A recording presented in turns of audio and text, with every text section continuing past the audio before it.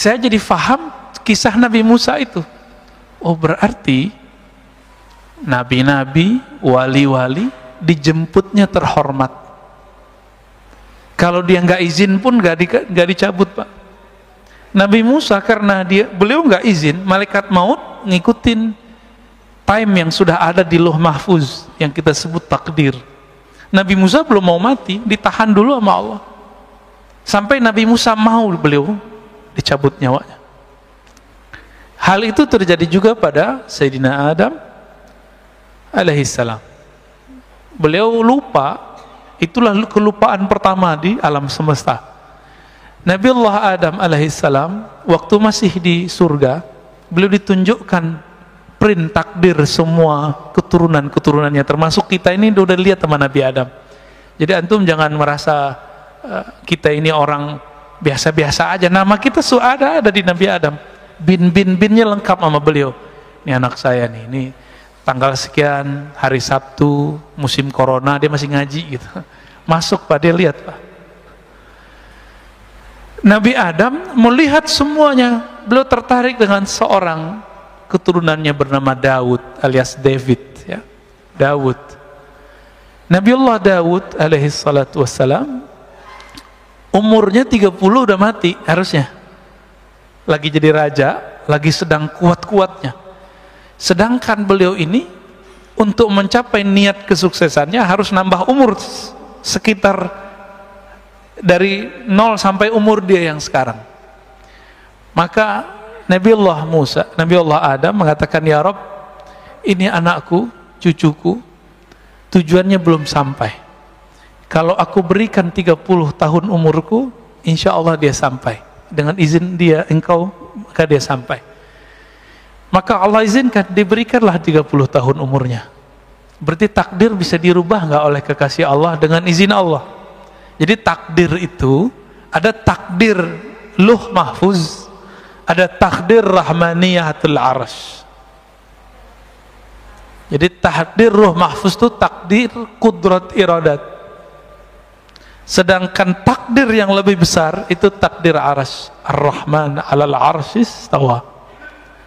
Takdir yang ada di Lauh Mahfuz itu, ini yang kita jalani sekarang. Biasa. Tapi ada takdir yang masuk kepada sifat jaiz Allah Subhanahu wa taala. Ini takdir yang Allah tulis di Arsy-Nya. Nah, ini beda, Pak. Ar-Rahman 'alal 'arsy istawa. Allah tulis dengan kasih sayangnya. Karena sayangnya Allah tidak terbatas, maka diberikanlah umur tambahan untuk Nabi Daud. Nabi Musa turun ke bumi. Seharusnya umurnya sudah habis sekarang. Datanglah malaikat maut seperti Nabi Musa tadi. Karena Nabi Musa ini nabi intelektual juga, maka ngajak ngobrol. Kamu siapa? Saya malaikat maut. Mau ngapain? Pura-pura nggak tahu. Saya mau cabut nyawa engkau. Kata Nabi Adam. Lah, umur saya masih ada 30 tahun lagi. Beliau lupa sudah memberikan kepada Nabi Daud. Apa kata malaikat maut? Bukankah engkau telah memberikan kepada cucumu? Berarti Nabi Daud belum lahir sudah didapatkan umurnya. Udah dibicarakan di langit, udah dibicarakan di surga, udah dibicarakan di bumi ketika beliau diutus. Terjadi alat, pulang Pak malaikat maut, dipanjangkan lagi tuh umurnya Nabi Adam. Dan itu kelupaan pertama, ya. Begitu Allah kepada kekasih-kekasihnya. Dan kekasih Allah itu masih ada sampai hari ini di bumi. Masih ada Pak hari ini di bumi. Siapa kekasih Allah di bumi yang Allah selalu memandangnya? Ketika orang ini masih ada, Allah biarkan bumi bergerak. La taqumu sa'ah hatta la yuqalu fil ardi Allah, Allah. Tidak terjadi kiamat kerusakan di muka bumi sampai tidak ada lagi yang mengatakan Allah, Allah. Jadi di Lombok lagi rame Pak. Teman-teman saya yang ahlu sunnah punya seorang tuan guru yang mengatakan ada seorang wali Allah kasih tugas jaga gunung gitu. dianggap musyrik oleh seorang yang tidak mengerti bab ini.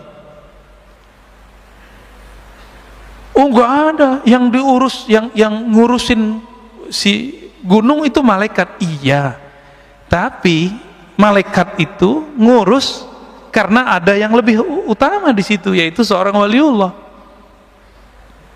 Apa dalilnya? Itu hadis Muslim yang saya bacakan barusan. Tidak terjadi kiamat sampai tidak ada yang membaca Allah, Allah. Berarti ada wali Allah di gunung itu yang membaca zikir Allah. Apa kata dia? Oh, itu maknanya bukan zikir Allah, Allah. Itu maknanya menghormati hukum Allah. Loh, itu namanya penjelasan hadis. Lafaz hadisnya nggak ngomong begitu kok. Kok giliran kayak gini pakai penjelasan pribadi, ya? Walaupun itu ada dijelaskan Imam Nawawi, tapi kan juga ada penjelasan Imam Sya'rani, Imam Abdul Hasan Syazili, bahwa itu zikir beneran Allah, Allah, Pak. Tidak terjadi kiamat sehingga tidak ada yang berkata Allah. Yang berkata itu manusia, bukan? Manusia. Berarti yang nahan bumi ini bertahan malaikat atau manusia? Yang jaga bumi ini tetap untuk bertahan lestari malaikat apa manusia? Itu maknanya. Itulah bab al-walayah al-kubra, kewalian besar. Mereka dititipi Allah untuk jaga bumi. Jadi nggak usah khawatir, Pak, corona ini mainan Dajjal ma Imam Mahdi. Jadi mereka lagi main perang-perangan, ya, tapi perang pra kondisi, pra malhamah kubra. Nanti akan ada satu perperangan besar, barangkali boleh kita sebut perang dunia ketiga. Tapi masanya, ya kita nggak tahu lah, apakah 50 tahun lagi, 30 tahun lagi, 20 tahun lagi, jangan-jangan 10 tahun lagi. Kita nggak tahu, jangan-jangan lebih awal. Karena kita tidak tahu, kita nggak boleh cocok logi dan sok tahu. Oh Ustaz, ciri-cirinya udah cukup. Ya, kecuali antum ahli ilham. Kalau ahli cocok logi nggak boleh ngomong, ya. Karena ilmu ini bukan ilmu munasabat murni, bukan ilmu cocok logi. Dia ilmu zauk, ya.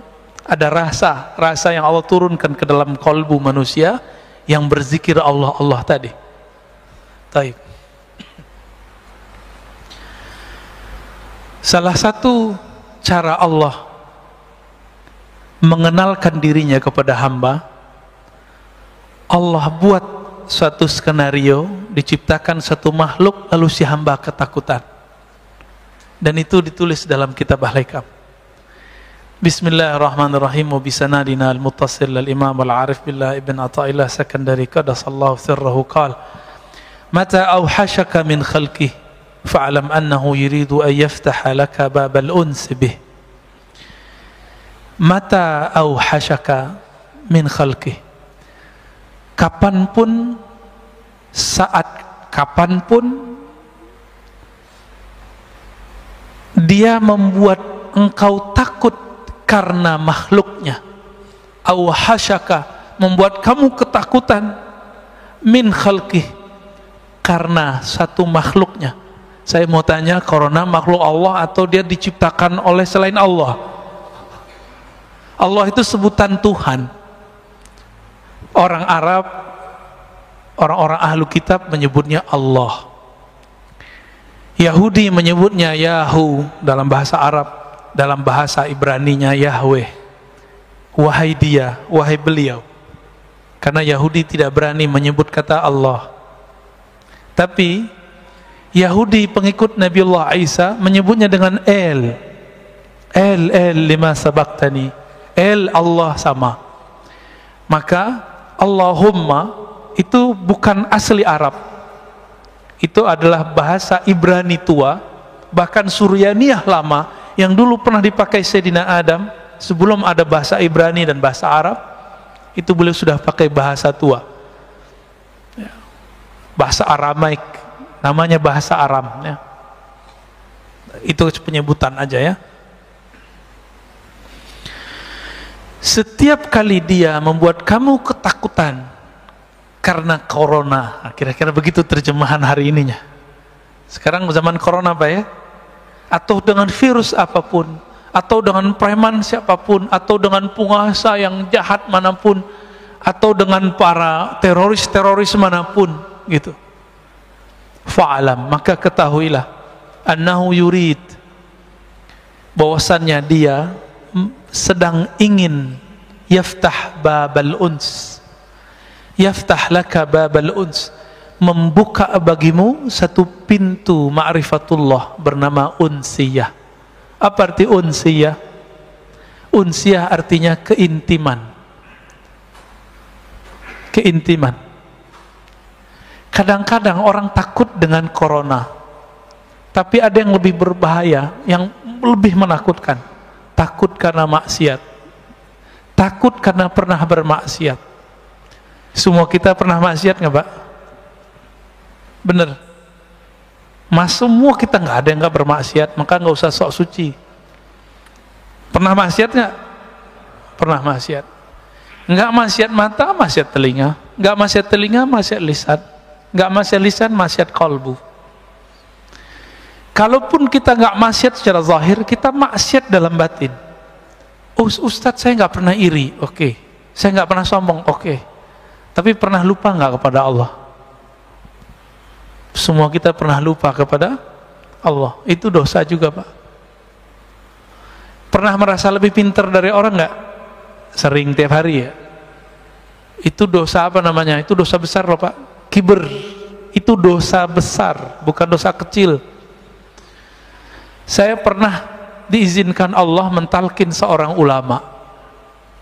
Banyak, ada beberapa ulama-ulama muda, ulama senior. Itu diajak istighfar nggak ada efek, nggak ada efek. Ayo Ustadz, ayo Pak Kiai, ayo kita istighfar. Nggak ada efek dia. Orang udah nangis-nangis semua, dia nggak nangis-nangis. Ternyata satu masalahnya, dia merasa lebih pintar dari saya. Akhirnya di dalam hati ada ilham masuk. Coba ajak istighfar daripada merasa lebih pinter. Maka kita istighfar, astagfirullah, ya Allah ampuni dosaku karena aku merasa lebih pinter daripada orang lain. Langsung mak nangis. Berarti dosa yang tidak terlihat karena merasa pinter ini lebih susah ditobatkan. Ini mohon maaf nih, yang narkoba gampang Pak tobatnya. Antum tobat, nggak ngulangin, tinggalkan komunitas, Allah terima. Pernah minum khamar, Allah gampang itu. Orang melakukan zina, gampang tobatnya. Tapi kalau dosa sombong, susah tobatnya. Antum kalau ada rasa sombong, nggak mau dengerin saya. Maka salah satu ciri-ciri orang sudah tidak sombong, dia mau dengerin orang lain. Maka kepada para ustadz, para da'i, jangan ceramah mulu, sesekali jadi mustami. Imam Ahmad mengatakan ciri-ciri orang alim itu, dia mau belajar kepada yang lebih besar, sepantaran, dan yang lebih kecil.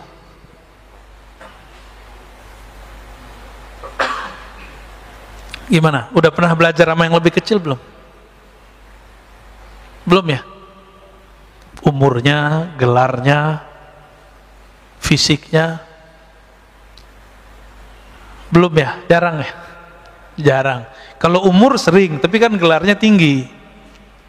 Yang umurnya kecil, gelarnya nggak segede kita, Pak. Pernahkah kita mau dengerin?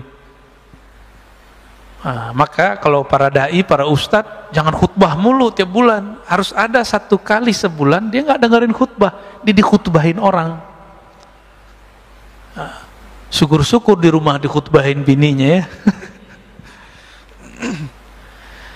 Jadi apa yang Allah sedang mau kenalkan kepada kita? Unsiyahnya, keintimannya dengan kita. Uns itu lebih dekat dari qurb, kedekatan. Uns itu sudah mesra. Pernah, ini ilustrasi biar gampang. Anak-anak kita kalau ketakutan dia nyari siapa? Ayahnya. Ayah gitu terus dipeluk kan? Kita gemes ngeliat begitu, dan itu bikin rindu mau pulang ke rumah. Bener ya? Itu bikin rindu Pak. Kadang-kadang kita gak rindu mamanya, ya, yang bapak-bapak ini rindu sama anak kecil ini. Nah, ini namanya uns, kemesraan kalau dia seumuran, keintiman jika dia sudah sangat dekat, ya. Keakraban jika dia sudah sangat akrab. Sudah akrab belum dengan Allah? Allah itu ngomong, wa nahnu aqrabu ilaihi min habil warid. Kami ini akrab kok dengan kamu. Kan artinya akrab kan bahasa Arab tuh akrab. Kami ini lebih akrab daripada kamu, daripada dirimu sendiri. Hablul warid. Hablul warid itu kan diri kita sendiri, nggak usah diterjemah harfiah.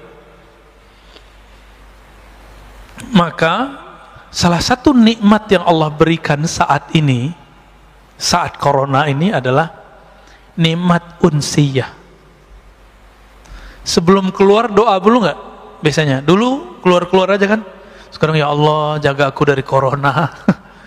Kayaknya kecil amat. Emang virus itu cuma corona?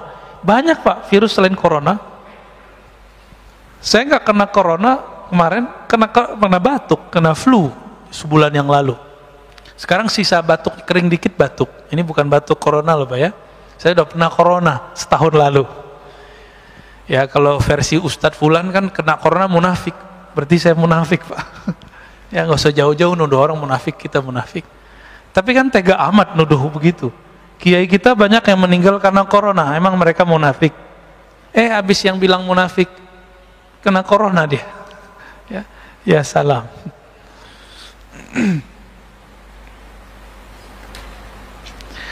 Nah, kita mundur. Khairu awqatika, sebaik-baik time yang kamu punya, waktu yang kamu punya. Jadi time itu bukan jam. Jadi sekarang 5:32, bukan itu. Itu namanya jam dinding, Mbak. Jam sholat. Waktu itu adalah satu nafas yang kita tarik, satu nafas yang kita keluarkan. Itu yang disebut waktu. Berarti waktu kita sebenarnya lebih berharga daripada cuma 1 detik, 2 detik itu. Apa kata beliau? Waktu kamu bernafas yang paling bagus adalah waktun tashhadu fihi wujuda faqatik. Saat-saat jika engkau melihat engkau lagi butuh kepada Allah Subhanahu wa taala. Engkau memerlukan perhatian penjagaan Allah Subhanahu wa taala. Sebelum keluar rumah berdoa, ya Allah jagalah saya. Allah itu senang tuh sama orang yang begitu. Dan itu waktu-waktu paling indah. Bapak sholat 100 rakaat tapi nggak ada rasa memerlukan perhatian Allah, membutuhkan bantuan Allah. Itu lebih baik doa yang tadi, Pak. Itulah alasannya kenapa doa musafir lebih utama daripada doa-doa orang biasa. Karena orang musafir ini dia takut mati. Saya pernah kasih contoh beberapa tahun lalu, di sini juga. Awal-awal naik pesawat, dari awal naik sampai turun, zikir nggak putus-putus kan? Naik kedua, setengah putus. Naik ketiga, lupa, malah nonton, main handphone. Benar ya? Kenapa? Karena kita sudah terlalu biasa. Jadi manusia begitu. Doa-doa yang dulu kita baca saat kita ketakutan naik pesawat, itu doa pasti sudah dikabulkan Allah 70%. Saya sudah hitung, Pak, doa-doa yang saya baca saat itu Allah udah kasih hampir semua. Tapi pas kita naik pesawat sekarang biasa aja. Ya. Rasa takut muncul lagi pas turbulen. Jadi kita ini takutnya tidak pernah permanen. Takutnya selalu bi asbab bil awarid, dengan sebab-sebab luar, belum permanen. Kenapa? Nama Allah belum nancap di dalam kalbu. Jadi kita takutnya kepada Allah masih karena faktor-faktor dari luar, belum karena kenal kepada Allah. Orang ini belum disebut arif billah, belum disebut kenal kepada Allah, ya. Baru disebut takwa. Dia takut kepada Allah. Jadi waktu kamu terbaik, waktu kita terbaik yang Allah lihat di saat kolbu ini merasa butuh kepada ampunan Allah, bantuan Allah. Wa turaddu fihi ila wujudi dhillatik. Dan waktu kedua waktu saat engkau merasa tercampakkan di tempat yang hina. Itulah sebabnya orang yang maksiat merasa hina, Allah lebih sayang daripada orang yang taat merasa suci.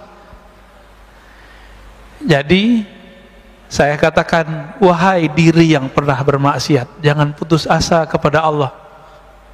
Tapi jangan-jangan itulah saat Allah suka melihat kamu. Beberapa orang nggak pernah maksiat secara zahir, matanya lu jaga, tangannya dijaga, semua dijaga. Kalau ngelihat ada orang berdua-dua, dia bilang, ih najis, setan, tengahnya ada setan. Kan hadis begitu. Kalau berdua, ketiganya setan. Ada yang buka aurat dikit, ahli neraka. Jadi panitia neraka dia, Pak. Kayak dia sudah punya daftar ahli neraka, ahli neraka, ahli neraka. Maka Islam yang dia kenal Islam neraka. Ini orang begini ini berbahaya, sangat-sangat berbahaya. Mungkin dia korban pendidikan neraka. Ya. Dulu waktu kecilnya orang tuanya bilang sholat, kalau nggak sholat neraka. Nah, digituin dulu kali sama orang tuanya. Ini jangan-jangan nih orang tuanya begini-gini nih. Ini antum horor-horor nih wajahnya. Kalau udah ngaji hikam nggak gitu lagi ngajar anak, ya. Ngajar anak bukan dengan ancaman, ngajar anak dengan pujian dan reward. Kasih dia harapan. Anak soleh bangun. Itu anak kecil lebih senang pada gituin. Anak soleh bangun. Anak papa bangun. Ahli sorga bangun. Gitu, Pak. Cara bangunin anak itu dia cepat bangun. Tapi kalau kita bilang, kamu nggak sholat neraka lo, gitu ya. Itu anaknya bangun langsung pikiran dia. Anak-anak korban begini nanti jadi patian neraka, ya. Dia sendiri nggak tahu nasib dia gimana kan. Banyak orang begitu hari ini, banyak. Pada kita ini buta, ya. Betapa tidak buta? Setiap surat dalam Al-Quran, cari surat At-Taubah, semua memulai dengan Allah mengenalkan diri dan kata Rahman, Rahim, Rahman, Rahim. Emang nggak baca? Emang nggak dengar? Jangan-jangan kita kal himar yahmilu asfara, ya, seperti himar, ya, binatang himar. Apa terjemahan himar? Keledai, ya, yang dia memikul kitab-kitab, tapi dia nggak tahu apa yang dia pikul. Jangan-jangan begitu. Baca Quran, makanya, ini mohon maaf loh Pak ya, ini ngajinya agak beda. Saya itu nggak ngajak orang khataman Quran banyak-banyak seperti Imam Syafi'i. Kan kalau Imam Syafi'i baca Quran ngerti, maka beliau emang afdolnya baca Quran banyak-banyak. Selama 4 tahun di Mesir, beliau khatam 4.000 kali. Itu setahun 1.000. Coba bagi sebulan berapa kali itu? Antum hitung sendiri ya. Capean ngitungnya. Ini dari kemarin, dari kecil sampai sekarang, kalau kita hitung itu khataman, kita nggak nyampe, Pak. Kita didoktrin kurang sempurna. Doktrinnya sudah oke, tapi kurang sempurna. Habis baca Quran, belajar Quran, khataman, berhenti ngaji Quran. Seharusnya langsung masuk ke ngaji makna Quran.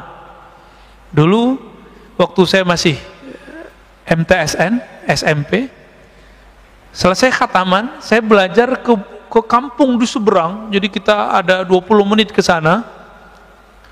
Saya ketemu seorang buya, seorang ulama, dia ngajarin terjemahan Quran. Setiap Rabu, malam Kamis kita belajar nerjemah.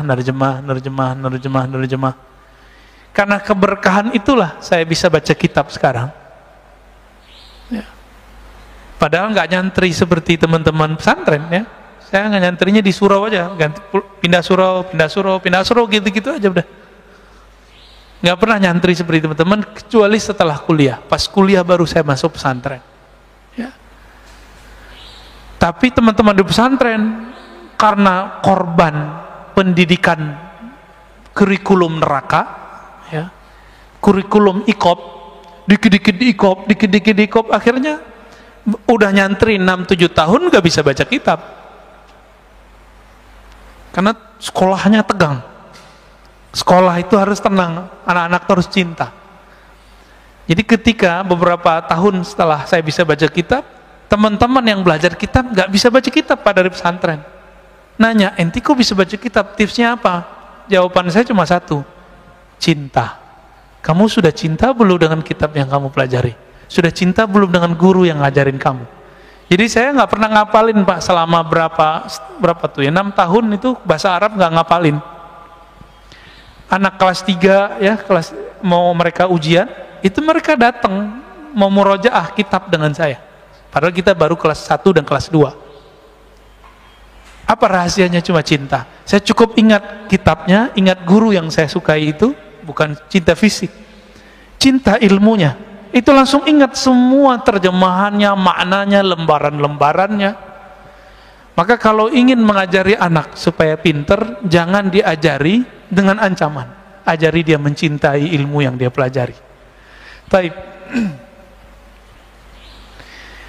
Jadi kapan saat-saat yang paling Allah suka? Bukan saat kita puasa 1000 kali, puasa 1000 hari, sholat 1000 rakaat, enggak.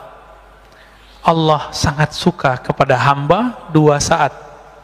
Pertama, saat dia menyaksikan si hamba itu butuh kepada Allah.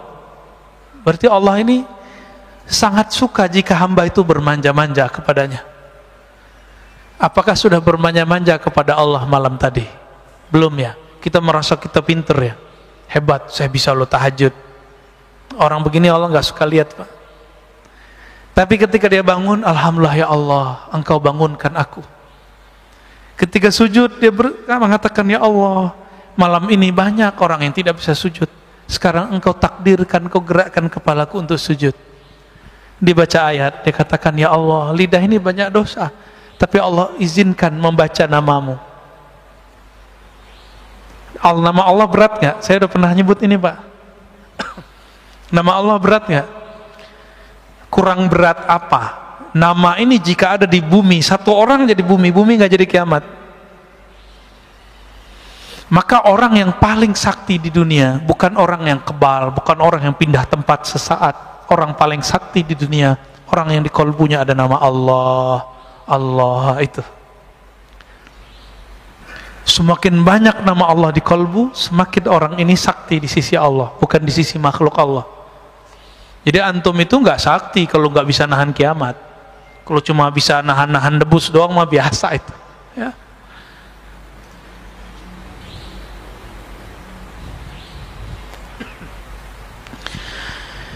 Lalu apa gelaran orang? Gelar orang yang merasakan 2 hal ini.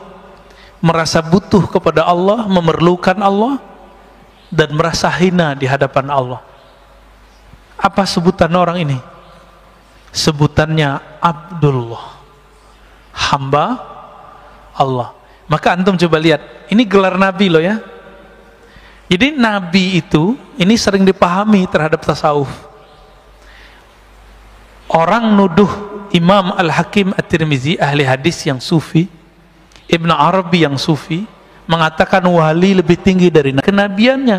Karena setiap nabi itu pasti wali, setiap rasul pasti nabi. Kewalian itu inti dari seorang nabi. Ala inna awliya Allah la khaufun alaihim wa la hum yahzanun. Ketahuilah sungguhnya wali-wali Allah. Apa arti wali Allah? Kekasih. Maka kewalian itu artinya kekasih. Bab cintanya seorang wali itu lebih tinggi daripada bab nubuatnya, gitu maksudnya. Bukan berarti seorang wali yang bukan nabi lebih tinggi daripada seorang nabi. Itu keliru besar. Nggak ada begitu di kitab Fususul Hikam. Imam Ibn Arabi tidak pernah mengatakan itu. Tanda orang yang menuduh Ibnu Arabi mengatakan nabi lebih mulia, wali lebih mulia daripada nabi, dia tidak khatam satu kitab tipis, separuh kitab ini Pak, kitabnya Fususul Hikam judulnya. Kitab tipis saja nggak khatam, gimana kitab yang 9 jilid Al-Futuhat Al-Makkiyah? Terus nuduh. Jadi betapa banyak hari ini orang-orang yang sudah alim dan satu ilmu, tapi dia bodoh dalam ilmu lain, lalu dia tolak ilmu itu. Dan itu sudah ada sejak zaman dahulu. Maka kemarin kita ngaji dengan beberapa komunitas teman-teman kita, ngaji kitab judulnya Risalah Al-Laduniyah karya Al-Imam Hujjatul Islam Abu Hamid Al-Ghazali. Beliau menceritakan latar belakang menulis kitab Risalah Laduniyah itu. Apa kata beliau? Ada teman saya datang melaporkan lawan debatnya yang mengatakan ilmu itu cuma ilmu yang tertulis di kitab. Yang nggak tertulis di kitab yang kita pahami sekarang berarti nggak ada, ilmu ngada-ngada gitu.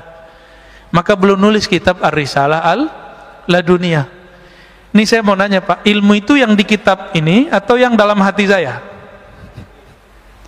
Maka kitab ini antum bawa, antum langsung berilmu nggak? Seandainya ilmu itu di kitab, coba bawa kitab ini, antum langsung berilmu. Enggak, ilmu enggak di sini. Ilmu itu ada di dada seorang yang berilmu.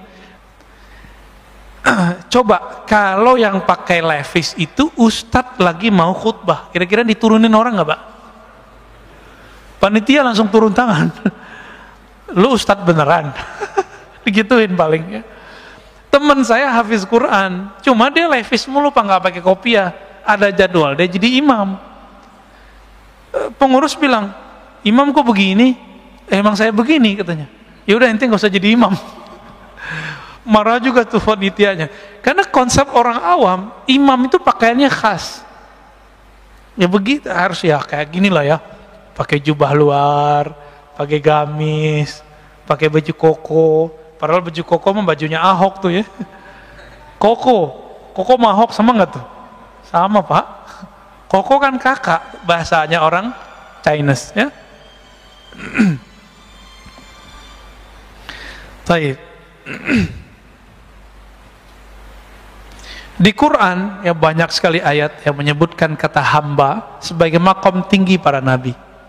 Ayat yang paling sering kita hafal musim Isra Mi'raj, Subhanalladzi asra bi 'abdihi laila. Maha suci, maha hebat Allah yang memperjalankan hambanya. Terus Nabi Ibrahim, wazkur ibadana Ibrahima. Maka ingatlah hamba kami yang bernama siapa? Ibrahim ya. Wazkur abdana Dawud ya. Ingatlah hamba kami Daud, Ishak, Yakub, Ayub, itu disebut gelarnya abd. Begitu ya dalam surat 38 mulai dari ayat 17, 45 dan itu berulang-ulang. Ingatlah hamba kami, ingatlah hamba kami. Maka diterjemahkan dalam bahasa hikam, sebaik-baik waktu kamu adalah saat kamu jadi hambanya. Itu terjemahan bebasnya ya. Baik. Gimana Pak Mirwan, udah sehat? Kena COVID Pak? Munafik dong. Kata orang sebelah Pak, kalau kena COVID munafik. Kalau saya dituduh gitu nggak marah Pak, emang saya munafik. Saya tahu diri saya munafik.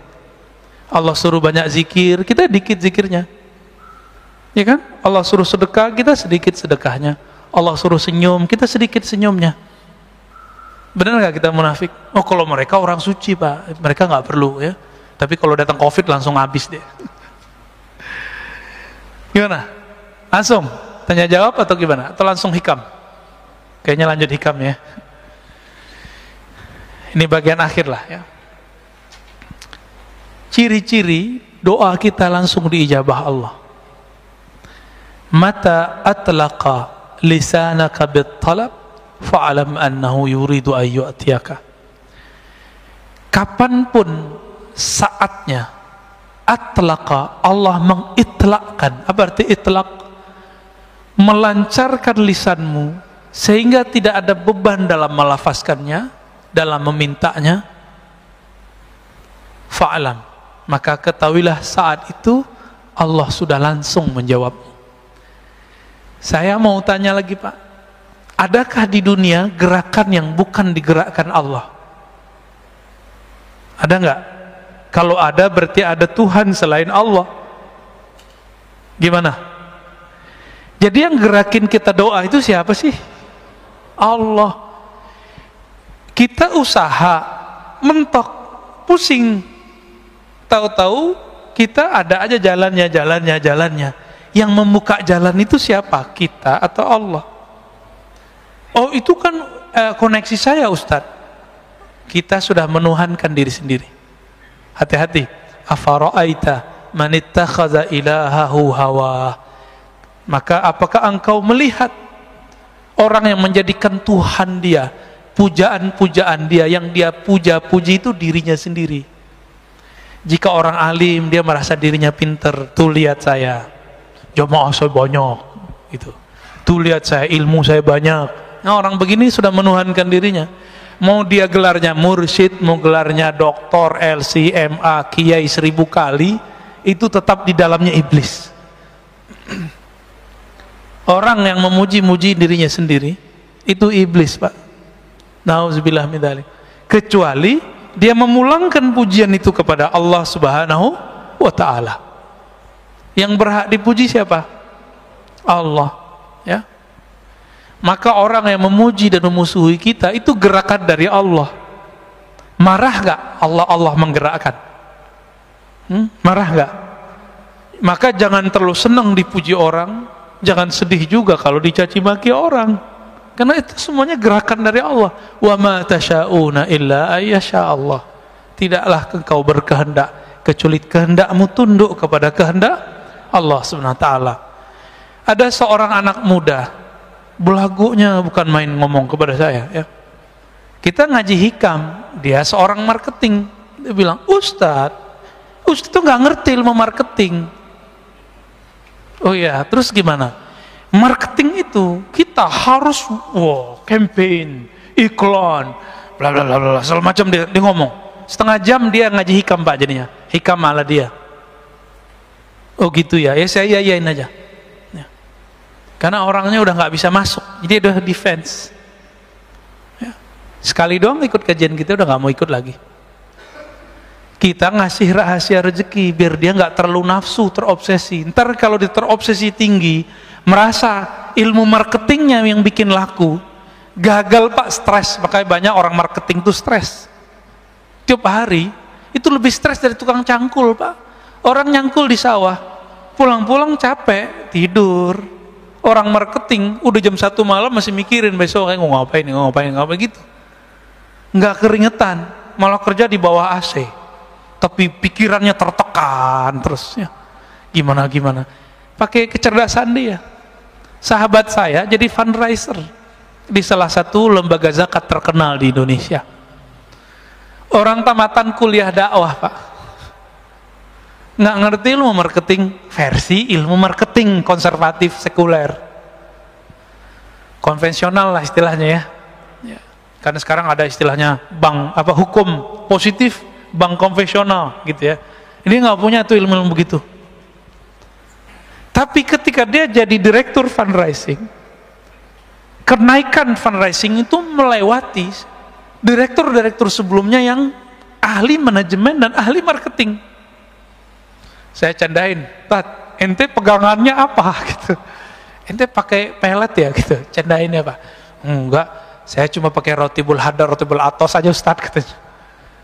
Maksud roti bulhadar, roti bulatos isinya apa? Roti bulhadar, roti bulatos yang kita baca tadi. Saat-saat dia merasa butuh, memerlukan campur tangan Allah, itulah marketing paling hebat, Pak. Bapak kalau nggak percaya datang ke Majestic, ya. Ini ada sahabat saya di situ, dia punya butik dan batik, ya. Terus punya food court. Saya tanya, kamu pakai online nggak? Jauh sebelum zaman online begini nih. Enggak, Ustaz, saya online ilallah, katanya. Loh, maksudnya gimana tuh, Mas? Gitu. Saya itu, Ustaz, punya karyawan 40-an orang. Kami semuanya menghidupkan channel sholat duha, katanya. Terus kalau kami doa, orang kan doa, jika ya Allah, jika rezeki kami di langit turunkanlah, di bumi keluarkanlah, jika jauh dekatkanlah, kan begitu. Kalau kami lebih eksplisit, Ustaz, jika di langit ya Allah turunkan ke toko kami. Sebutin, Pak, tokonya. Jika di bumi maka keluarkanlah, antar ke toko kami. Yang minta sehari itu jadi mereka sip-sipan sholat duhanya, gantian. Jadi mulai dari jam 8 sampai jam 11 nggak berhenti tuh orang sholat duha. Mirip-mirip seperti ahbab tabligh, kalau mau jauhlah ada ahli zikirnya di pojok masjid. Serius Pak, sama lah, ini marketing langit ini. Bisa begitu, dan ada aja yang datang. Dia beli batik 80 juta Pak, kain doang udah robek dikit tuh, dibeli 80 juta. Kata istrinya, ente bahlul juga ya, ngapain dibeli begini-ginian gitu, kira-kira terjemahan bahasa aneh loh ya, bukan bahasa beliau. Tahu-tahu udah lama dia nggak minat mau dijual, tapi feelingnya ini sudah ada sahibnya nih yang bakal jadi tuan ini. Ternyata tiba-tiba ada orang Chinese datang, dia lagi nyari batik-batik lama yang dulu apa istilahnya ya, ditulis oleh moyang-moyangnya dulu. Ketemu berdesir, ditawar Pak 2 kali lipat, dilepas. Tadi 80 sekarang jadi 160 ya, kurang-kurangan dikit lah. Kenapa? Online ilallah. Orang nggak mau mikirin yang begini. Cuma 3 tahun kebeli sekian toko dia. Di depannya orang jualan udah 20 tahun begitu-gitu aja. Masih pakai gerobak. Kita nggak ngeremahin siapa-siapa Pak. Ini berbicara marketing langit. Ya. Yaitu, inilah ilmu pengasihan tertinggi. Ilmu jalbur rizq. Apa jalbur rizq? Kan orang-orang usaha ini nyari-nyari itu kemana-mana. Antum gak usah kemana-mana, nyarinya ada di kamar kita, ada di atas sajadah kita. Jadi yang usaha nih, gak usah ijazah-ijazahan antum, gak usah datang ke kiai mana. Kiainya gak musyrik, antumnya yang musyrik. Ya, ntar dikasih raja-raja, dikasih minum-minum yang ada raja, ntar banyak lagi jin dalam badan kita kan. Ntar dikasih apa, simbol-simbol jimat. Dianya nggak musyrik karena dia tahu ini cuma simbol aja, tapi antum jadi musyrik karena kemudian menduakan itu. Ilmu ini ada Pak, ilmu wifiq namanya. Imam Ghazali pakar ilmu itu dan beliau ahli tauhid. Beliau tahu mana yang tauhid, mana yang tidak tauhid. Cuma yang nggak ngerti bilang itu syirik kan. Dia lupa imamnya Ibnu Taimiyah, imamnya Ibnu Qayyim tuh ngerti ilmu ini. Dan Ibnu Qayyim membolehkannya dalam kitab Tibbun Nabawi, menganggapnya sebagai Tibb Nabawi. Tapi dia hilangkan istilah wifiq. Jimat nggak ada istilahnya. Istilahnya diganti dengan kaf al-kitabah. Cari Tibbun Nabawi, antum kalau nggak percaya lihat di kitab itu. Sudah ada terjemahannya kan? Bab kitabah, tulisan, gitu judulnya. Malas baca sih ya, dari dulu aneh udah sampein soalnya. Jadi kadang-kadang kita makan dulu masih mahasiswa, makan, masuk warteg, masuk rumah makan fulan, masuk resto. Saya tuh nggak nyaman Pak kadang. Karena tiba-tiba saya mata itu liar aja ngeliat sudut mana, ternyata di situ ada raja. Ternyata di ujung mana ada jimat. Nah itu bikin nggak nyaman tuh makan di situ. Ya. Maka teman-teman praktisi hikmah pun tolong ajari kliennya, muridnya, santrinya tauhid, baru diajarin itu wifiq. Kalau nggak usah deh, ntar jadi musyrik ntar ya. Ajarin ini aja nih ya, sholat duha ya, sholat duha. Saya punya guru nih terakhir ya, sebelum tanya jawab. Ada tanya jawab Pak Mirwan? Ada ya.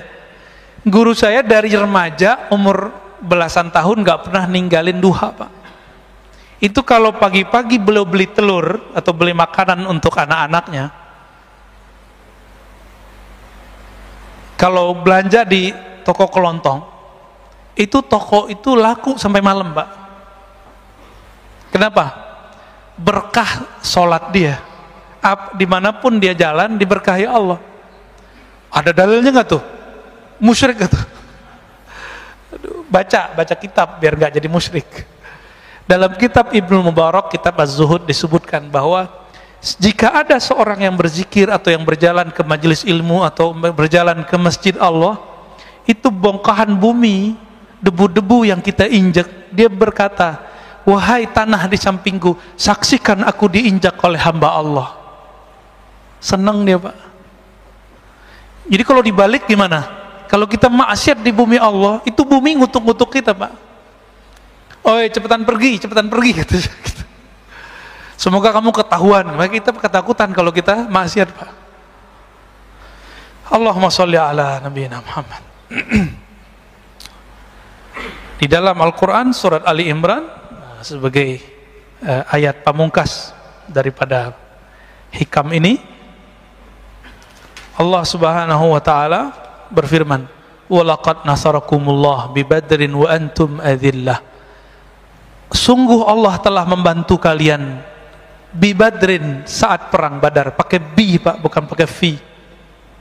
Ini campur tangan Allah ini lebih dahsyat. Ini yang ngerti ilmu balaghah, ini faham maksud bi di situ. Wa antum adillah, saat itu kamu merasa hina, merasa lemah, merasa butuh bantuan Allah Subhanahu wa taala. Maka jika berdoa, berdoalah dengan rasa hina. Jika berzikir, berzikirlah dengan merasa rendah diri kepada Allah Subhanahu wa taala. Baik, kira-kira gitu Bapak Saudara Allah. Kalau ada yang mau didiskusikan, mau ditanyakan, tafadhol. Gimana Pak Mirwan? Mantan Covid, alumni Covid. Emang Covid ada kan, Pak? Ada. Aneh kan pernah ngerasain. Soalnya teman-teman kita masih ada yang belum percaya, ya. Antum nggak percaya sih nggak apa-apa. Ntar kalau udah kena, rasain aja ya. Bismillahirrahmanirrahim. Silakan Pak Dokter. Terima kasih Pak Ustadz. Salam. Masya Allah ini. Jadi pertanyaan saya adalah terkait dengan kondisi sekarang, kekinian, bahwa tadi ada corona, ada permasalahan yang luar biasa mendera kita. Kita butuh tadi bahwa sebagai seorang hamba membutuhkan pertolongan Allah dengan merendahkan diri pada saat berdoa zikir. Nah, untuk bisa sampai pada level ketawakalan sempurna, ya, jadi seorang hamba yang mengandalkan Allahnya untuk sampai pada level di mana tadi la khaufun alaihim, tadi yang Ustaz sebutkan, tidak ada rasa takut. Dalam artian tidak ada yang lain yang ditakuti nih. Apa saja yang kejadian di dunia ini tidak ada yang ditakutin kecuali hanya Allah gitu. Bagaimana caranya Pak Ustaz? Terima kasih Pak Ustaz. Assalamualaikum warahmatullahi wabarakatuh. Assalamualaikum. Ada cara tentatif, ada cara permanen, Pak. Kalau yang tentatif itu harus punya masalah dulu, baru ingat Allah biasanya. Nah, kalau yang ini cukuplah masa lalu kita dan sekarang, ya. Ada yang lebih permanen, mengenal yang ditakuti. Kenapa kita tidak permanen rasa takutnya kepada Allah? Karena kita nggak kenal yang kita takut itu siapa sih? Bapak kenal Allah nggak sih? Kan antum kenal Allah nggak? Allah itu apa? Siapa? Kalau versi orang kan Allah itu di langit, Ustaz. Itu belum kenal Allah namanya. Ya. Allah itu di arsy, Ustaz. Nah, itu ayat Ar-Rahman 'alal arsy istawa. Yang istawa itu antum kenal nggak gitu? Mau terserah mau di langit, mau di mana terserah, ya. Allah ini kan bukan fisik. Disebut Allah di atas langit, Allah disebut Allah di atas arsy, nggak ngefek, Pak. Andi bukan jisim. Kenapa kita berdebat di luar sana, Allah di mana, Allah di mana, Allah di mana? Karena kita masih menjisimkan Allah tanpa kita sadari. Menganggap Allah itu benda, sesuatu benda. Maka sampai keyakinan mereka yang mengatakan apa? Yang meyakini Allah tidak berarah di atas langit atau di atas arsy berarti diam. Meyakini Allah tidak ada. Berarti sebelum aras nggak ada, Allah nggak ada dong. Hei, dulu aras pernah nggak ada nggak? Atau alas adanya bareng sama Allah? Duluan mana aras Pak Allah? Mana dalilnya? Akhir surat At-Taubah dan beberapa ayat-ayat yang lain. Allah menyebut Rabbul Arsyil Azim. Rabb Allah pencipta. Apa arti Rabb? Pencipta. Pencipta aras yang besar. Jadi aras yang besar aja Allah yang ciptain kok Pak. Maka Nabi kalau lagi ada karb itu karbun artinya masalah. Itu doa favorit saya kalau baca zikir pagi sore, salah satunya La ilaha illallahul alimul azim, la ilaha illallah rabbul arsyil azim, la ilaha rabbus samawati wa rabbul ardi wa rabbul arsyil karim.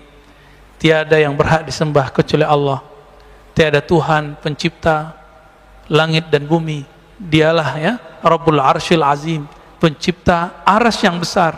Apalagi cuma corona yang kecil, kelihatan nggak corona? Sampai hari ini yang disebut corona itu kan yang disebut sama Bill Gates itu, yang dia presentasi beberapa tahun yang lalu yang bentuknya kayak rambutan ya. Jadi kita sudah terbawa oleh dia, maka sekarang di mana-mana gambarnya begitu. Padahal belum tentu begitu juga Pak. Ya, pinter ya. Jadi maling teriak maling Pak. Makanya wajar ya. Vaksin versi lawan dia nggak diakuin. Karena dia mau jualan vaksin juga. Ustadz konspiratif. Emang ada di dunia yang tidak pakai konspirasi? Antum dagang aja konspirasi loh. Kita dagang aja konspirasi nggak? Contohnya gini. Orang megang handphone setiap hari lebih lama daripada nonton TV. Maka sekarang orang antum nonton YouTube sekarang lebih banyak nonton TV, ya nggak? Itu pakai otak konspirasi loh. Sekarang jadi marketing namanya. Maka dipasanglah iklan banyak-banyak. Yang lucunya pas pengajian lagi ya. Maka antum yang pakai channel pribadi tuh, tapi isinya ceramah, itu duitnya subhat, harus dibagi tuh. Wajib dibagi kalau dapat duit ya. Harus dipakai untuk jalan dakwah, kalau enggak kualat, rasain aja ntar ya. Karena pembersihnya cuma jalan dakwah. Jadi yang antum yang punya tabungan samar-samar nggak usah khawatir, pakai di jalan dakwah. Tapi jalan dakwahnya jangan salah dakwah, ntar dakwah teroris lagi yang dibantu ya. Jadi apa yang harus kita lakukan? Ma'rifatul ma'bud, mengenal yang kita anggap kita takut itu. Bapak karena kenal istri, maka cintanya permanen Pak. Walaupun istri sudah ubanan, benar gak Pak? Bapak kan ubanan soalnya, saya ngeliat rambut Bapak aja. Tetap cinta kepada istri. Kenapa? Saya kenal dia semenjak dia belum ubanan gitu. Ada orang cantik bukan main, tapi ketus. Bapak seneng nggak? Jadi cantik fisik itu dia cuma enak di mata, pas ngomong nggak enak di telinga, maka dia nggak cantik lagi. Cantik-cantik kok ketus. Itu cara kita membatalkan kecantikan dia. Apalagi nyebelin, apalagi matre. Oh capek lagut ya.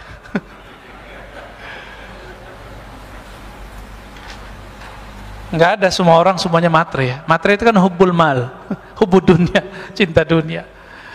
Oke, ada lagi? Ya silakan Pak, di belakang.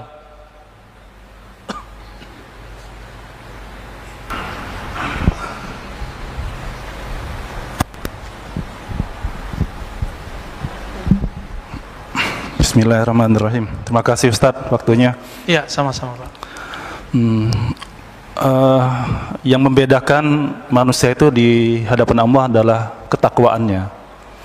Kita sering mendengar bahwa dalam hadis yang populer, dalam diri manusia itu adalah segumpal daging. Jika daging itu baik, maka semuanya akan menjadi baik. Betul.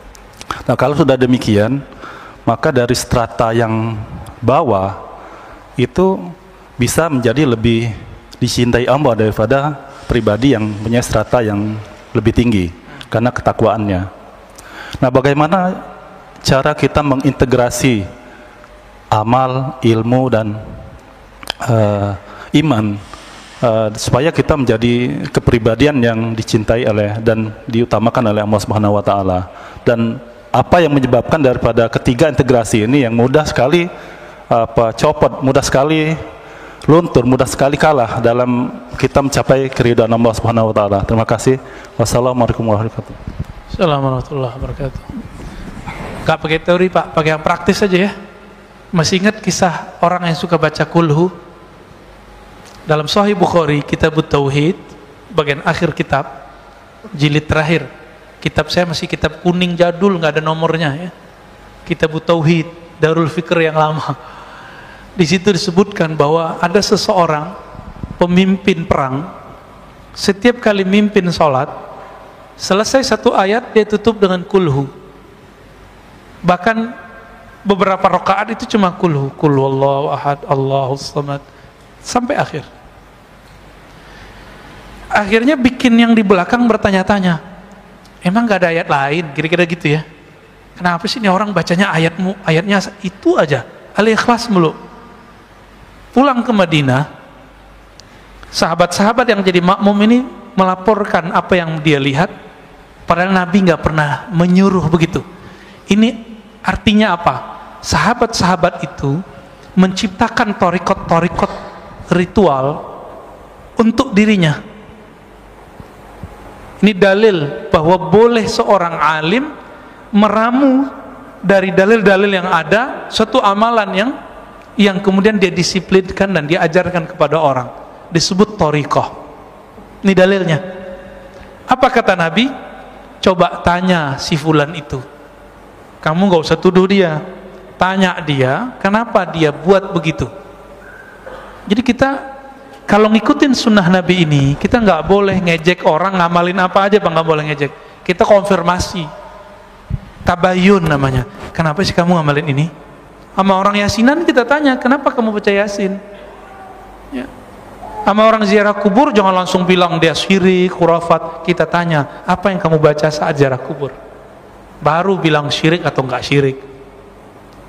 Maka sahabat ini nanya, datang, wahai panglima kami, jenderal kami, kenapa engkau suka baca kulhu di setiap gerakan sholatmu, setiap rakaatmu?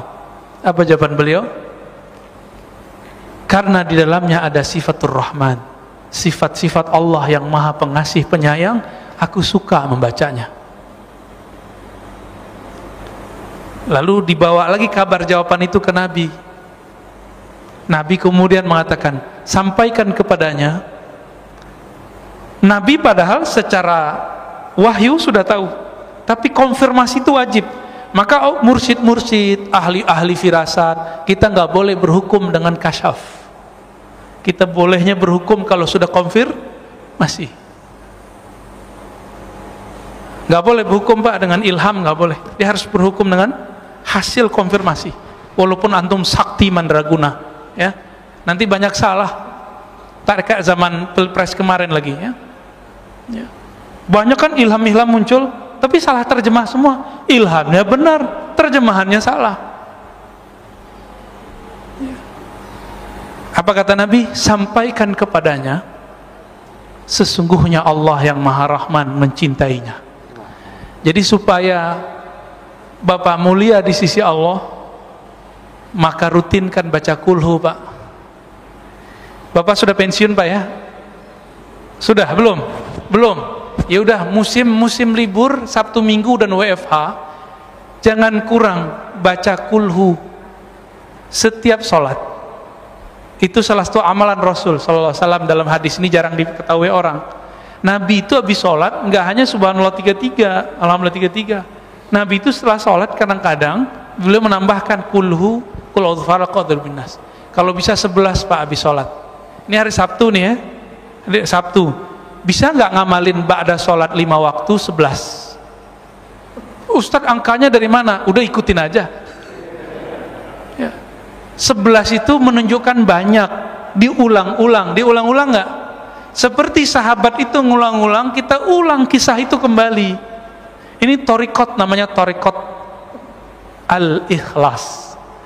Sanadnya langsung ke Imam Bukhari. Imam Bukhari langsung ke sahabat Nabi dan langsung di ACC Rasulullah. Ketahuilah wahai sahabat, engkau dicintai oleh Allah. Itulah pengangkatan kewalian. Jadi teman-teman, wali itu diangkat, itulah wisuda kewalian. Jadi bukan wisuda-wisuda yang seperti antum bayangkan itu pengangkatannya begitu. Jadi sahabat-sahabat itu diangkat sama Allah, diangkat Rasulullah. Tinggi itu Pak makomnya. Tinggi nggak tuh makomnya? Tinggi. Bisa nggak diulang? Bisa. Karena setiap ulama itu akan mewarisi ilmunya. Semoga kita pewaris ilmu Thariqat Al-Ikhlas. Cobain Pak. Kalau mau ngamalin juga nggak apa-apa. Ya, kalau saya suka baca Al-Ikhlas. Ya, kalau dulu masih remaja, tapi remaja saya udah nikah Pak. Saya ngamalinnya semalam 1000-an. Ya, 1000 kita ngamalin hampir tiap malam. Nah, sekarang karena sok sibuk, nggak ngerjain sebanyak itu, tapi tetap kita baca. Ya.